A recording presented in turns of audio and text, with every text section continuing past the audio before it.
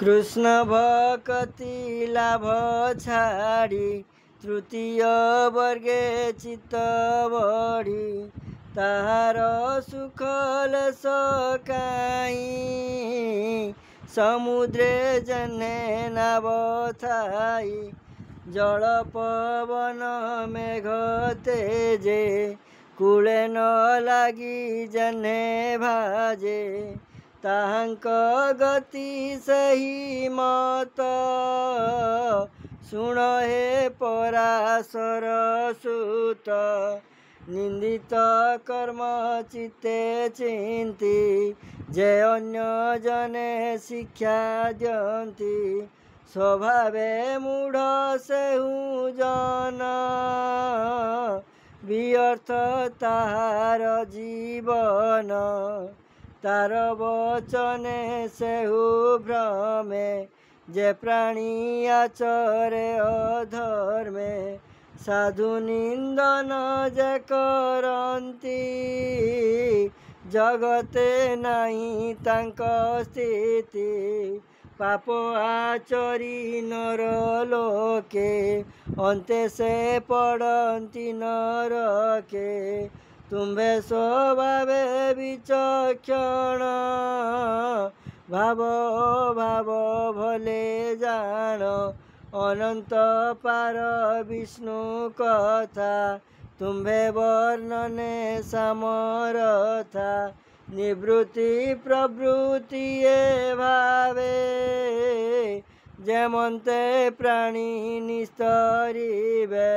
हरिचरित दीपकर जनकु अंधारु धर जे प्राणी निज धर्म तेजी हरिचरण दृढ़े भजी भजु मरई जेबे दुखे केबे न पड़े नरके स्वधर्मे भजन्ति जे प्राणी हरि भक्ति न प्रमाणी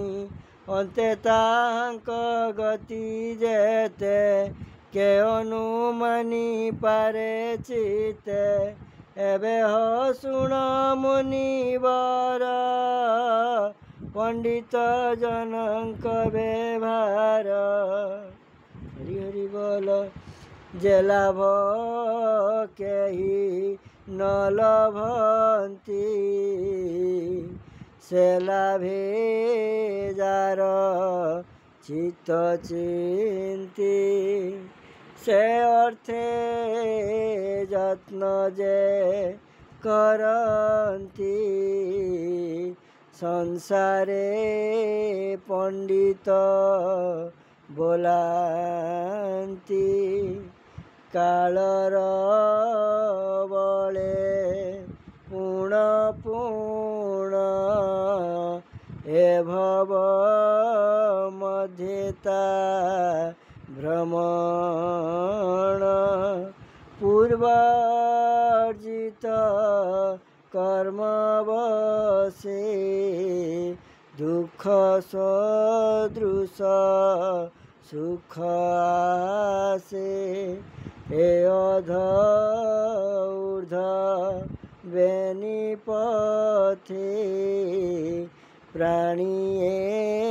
भ्रमन्ति निरते ताहांक मध्ये जणे जणे लोभिले से फल धारणे से फल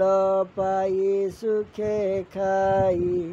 भ्रमणे श्रम न लागई भ्रमीण प्राणी जेबे पाई पुणी भ्रमंती ताहा खाई एणु मुकुंद पाद गते जे प्राणी भजन्ति निरते मुकुंद पाद तार गति अन्यर प्राय न भ्रमन्ति कृष्णर पाद पद्म रस ନିରତେ କରନ୍ତି ଯେ ଗ୍ରାସ ସେ ରସ ଛାଡ଼ିବ ସେ କେନେ ରସେ ରସିକ ଜନ ଯେନେ ଈଶ୍ୱର ହେତୁ ଏ ସଂସାର ସଂସାରୁ ଈଶ୍ୱର ବାହାର ଯେଣୁ ଉତ୍ପତ୍ତି ସ୍ଥିତି ନାଶ ବିଶ୍ୱର ହୁଅଇ ପ୍ରକାଶ ଏଣୁ ଲୀଳାକୁ କରିଅଛି ପ୍ରାଣୀଙ୍କି ନହିବ ପ୍ରତ୍ୟକ୍ଷୀ ଈଶ୍ୱର ଜୀବ ଏ ସଂସାର ଏ ସର୍ବ ଏକଇ ପ୍ରକାର ଏ ସର୍ବ ବ୍ରହ୍ମ ଭାବେ ଜାଣି ବେଦରେ ଅଛି ପରିମାଣି ତୁମ୍ଭେ ସର୍ବଜ୍ଞ ମୁନିବର କହ କୃଷ୍ଣର ଅବତାର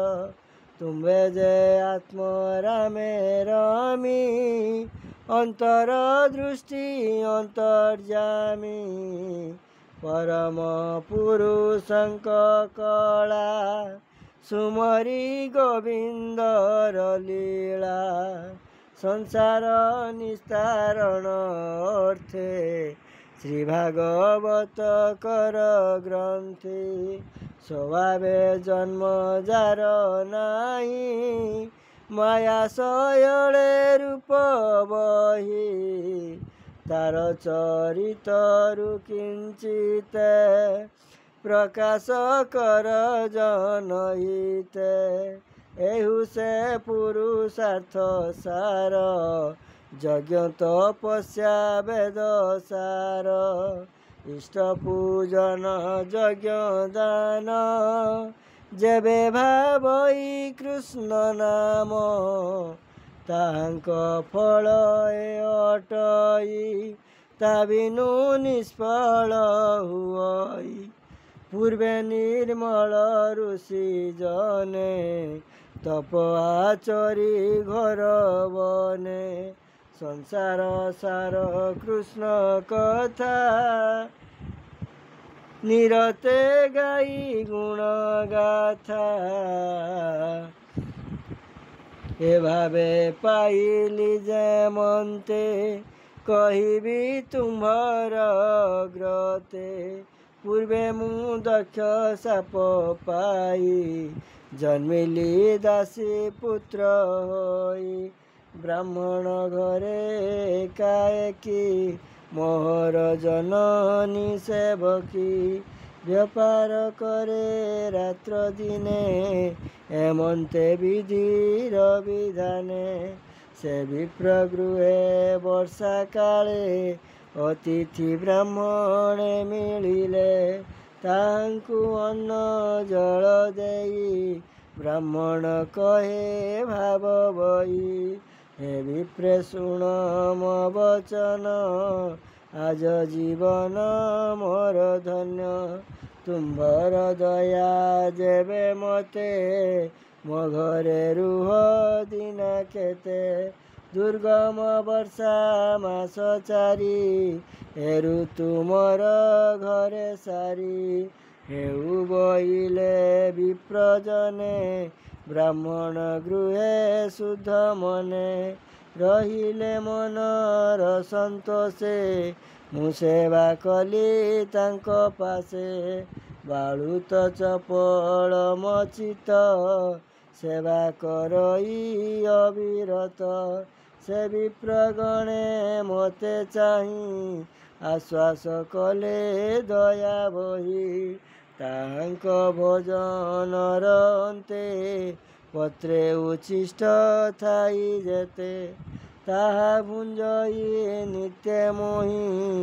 ଅନ୍ୟ ଭୋଜନ ନ ଜାଣଇ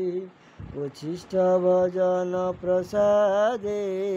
ମୋହର ଚିତ୍ତୁ ଅପ୍ରମାଦେ ସର୍ବକଳ୍ବିଷ କେଣେ ଗଲା ତାହାଙ୍କ ଧର୍ମ ଉଦେଲା ବିପ୍ରଙ୍କ ମୁଖୁ ହରିବାଣୀ ଦିନ ବଞ୍ଚଇ ନିତେ ଶୁଣି ପଦକୁ ପଦ ଗୀତ ସ୍ମରେ ସେ ବାଣୀ ମୋର ମନରେ ନିରତେ ଶୁଣି ପଦେ ପଦେ ମନ ବୁଡ଼ିଲା କୃଷ୍ଣ ପାଦେ। କୃଷ୍ଣ ହୁଆନ ନ ଜାଣଇ ବିଷୟ ରସ ଆର କାହିଁ। ଯେଣୁ ଏ ସଦ ସତ ରୂପ ପ୍ରାଣୀ ଦେଖନ୍ତି ମୋହ କଳ୍ପ। ଆପଣା ଅଜ୍ଞାନ ସେ ଅଟେ କେବେ ହେଁ ସତ୍ୟ ସେ ନ ଘଟେ। ମୁହିଁ ଦେଖଇ ବହୁ ମତେ ହରି ହୁଆନ କେ ଜଗତେ। ଏମନ୍ତେ ବରଷା ସରିଲା ଶରଦ ଋତୁ ପ୍ରସରିଲା। ନିରତେ ଶବ୍ଦେ ହରିବାଣୀ ବିପ୍ରଜନଙ୍କ ମୁଖୁ ଶୁଣି।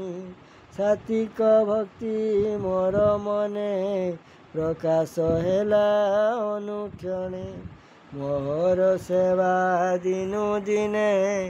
ଦେଖି ସନ୍ତୋଷ ବିପ୍ରଜନେ। ହରି ହରି ବୋଲ। ଜାଣିଲେ ଶୁଦ୍ଧ ସତ ରୂପେ ଭକତି ଜାତ ମୋର ଚିତେ। ଯିବାର ବେଳେ ମୋତେ ରାଇ କୃଷ୍ଣ ମହିମା ଶିକ୍ଷା ଦେଇ। ଯେ ଗୁହ୍ୟ ଗୁହ୍ୟ ତମ ଜ୍ଞାନ ଯେଣେ ଉଦିତ ଭଗବାନ। ସର୍ବ କହିଲେ ମୋର କର୍ଣ୍ଣେ ଦୀନ ବତ୍ସଳ ମୁନି ଜନେ। ବିଷ୍ଣୁର ମାୟା ଅନୁଭବ ତେଣୁ ଜାଣିଲି ମୁହିଁ ସର୍ବଭାବ।